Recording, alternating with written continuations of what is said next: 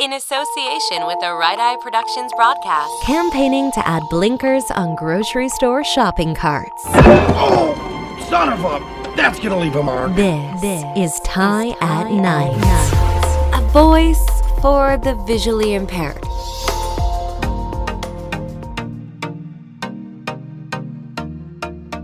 All right.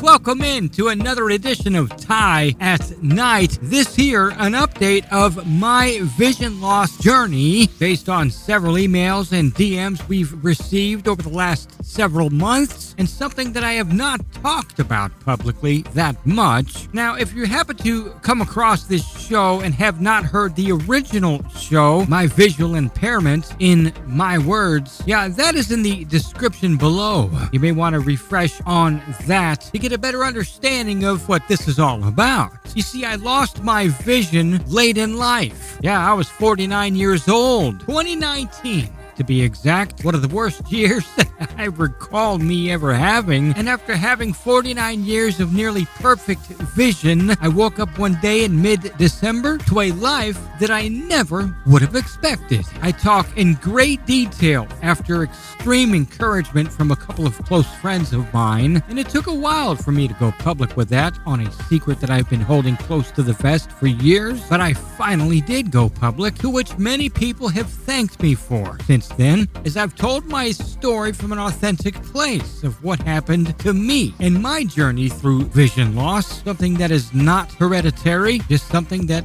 I woke up with one morning having to deal with. So go back and have a listen to that show. You'll tell the difference in my tone, my inflection, my demeanor, as it took me a few years to get accustomed to this new sense of normalcy, if you will. And in that first show, I talk a lot about the journey through the various doctors and specialists and the various programs they have put me through to try to save and preserve the vision that I still have. Tie at Night. Now, in this episode, it'll be a quick episode of an update. You see, it's taken me a while to give an update because I'm becoming more acclimated as to how things are working, how to go through my everyday life. I've met a lot of folks. I've still reached out to several organizations, and I've learned a lot along the way, and I hope this helps you, or perhaps a family member or friend that may be experiencing the same thing. Now, in this update, a buddy of mine and I hopped in a vehicle and made the long drive to my eye specialist on a day that was hopeful, a very long day at that.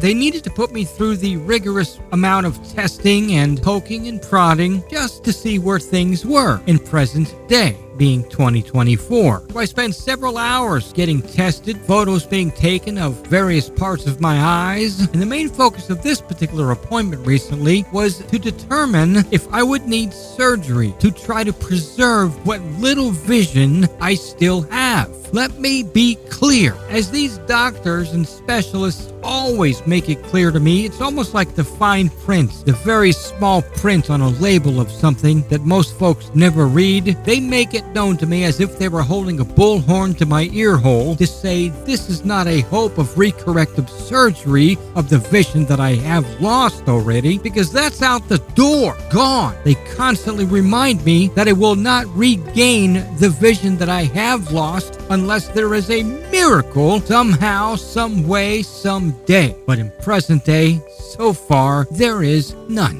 However, the hope of this recent appointment is to get clarification on where I am today versus the past several months, the past couple of years, dating back to my very first diagnosis in late 2019. Boy, was I scared. I made sure to bring an extra pair of shorts on this recent appointment.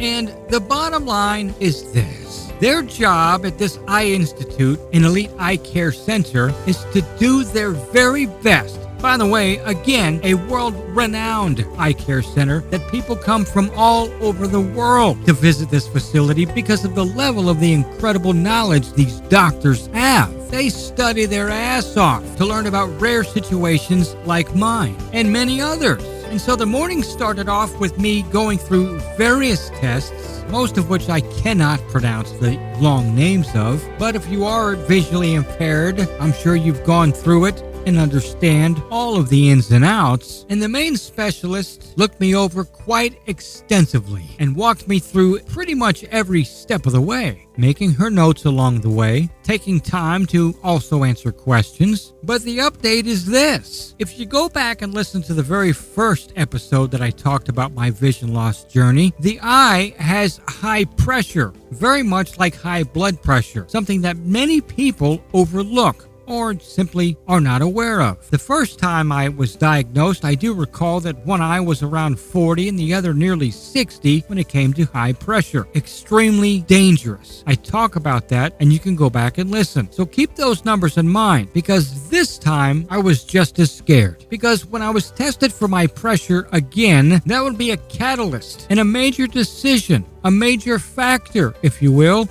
on deciding if I would need surgery to try to preserve what little vision I still have in the one eye. And guess what? The pressure in the one good eye that I do have left was, are you ready? 11.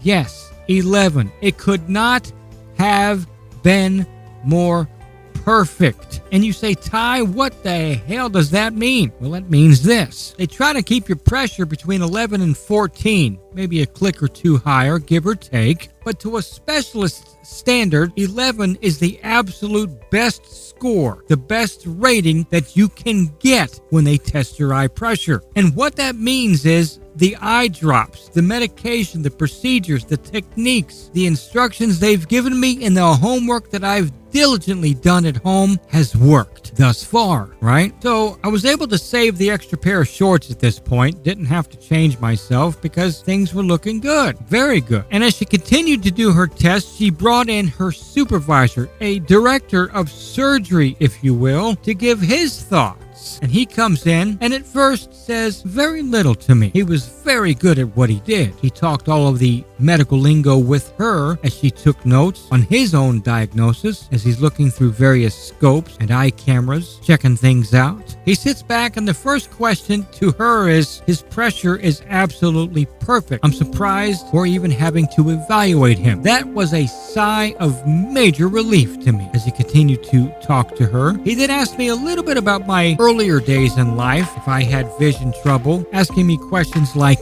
did I squint a lot when I was younger, so much to the point that I reshaped my eyeball into the profile side of an American football, perhaps the early stages of what would become the rare form of my vision loss today. But nonetheless, the guy sat back in the rolly chair and he asked me point blank, have I been taking all of the drops and the medications and doing everything that they have asked me to do?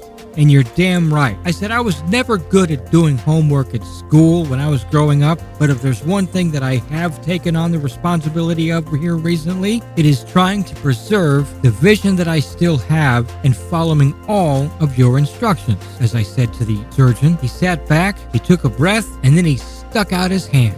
He said, I've got to shake your hand. He said, job well done. He said, nothing has changed from this recent visit dating back a few years ago to when I was originally diagnosed, which means everything they have prescribed, everything they have taught, all of the homework that I have been doing has been working. He said, however, if you ever stop the eye drops or medication, you will lose your vision. That was the only time he got very point blank and serious with me and walked out of the room. So as she wrapped up the appointment, I asked one final question to her. I said, look, again, I was not great at school, but if you could give me a letter grade based on the recent appointment versus all of the others dating back to when I was originally diagnosed with my vision loss of chronic angle closure glaucoma and where I stand today, keeping in mind what the surgeon said, I said, what grade score would you give me? She too rolled back from her computer, sat back in a rolly chair, and said, you know what? Based off of your testing, based off of what we see through the scopes and various equipment that we have, you, my friend, have an A+ score. Bam! There you go. A+ rating. Again, based off of the preservation of saving my vision in the one eye that I have, having nothing to do with ever regaining the vision that I've lost, But you know what? I'll take it. That means it's working. I was so damn enthusiastic. I was happier than a bass fish being let off of a fish hook during sunset with prize money worth $1 million. That's how I felt walking out of there. And so I encourage you today, if you have vision loss, if you or somebody you know, a family member, a friend, regardless of the level of vision loss, I encourage you, seek help as soon as you can. Nip it in the bud. Reach out to local organizations. There are tons all over, whether it's your immediate area or nationwide. I have, and they have been so gracious to help out. That's how we're able to do this show. Even having perfect vision through 2019, through the use of specialized equipment, larger-than-life monitors, special software, we're still able to provide a passion that I so much love. And I encourage you to not give up. Talk to somebody today. That's my vision loss journey update for this time. And I always remind myself to never take life for granted. We are not promised tomorrow. Enjoy life today to the best of your ability. Until next time, take care. This has been another edition of Tie at Night at tieatnight.com. In association with the Right Eye Productions broadcast. A voice for the visually impaired.